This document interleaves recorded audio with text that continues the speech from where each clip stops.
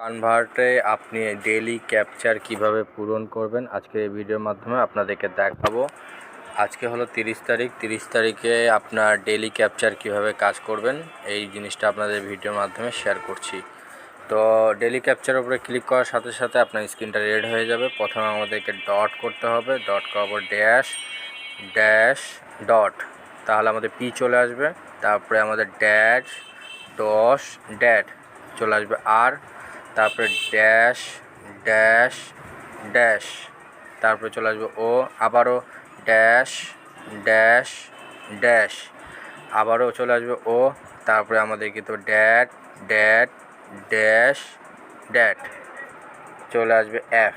ঠিক আছে, তো এটা হলো আপনার ডেলি ক্যাপশন।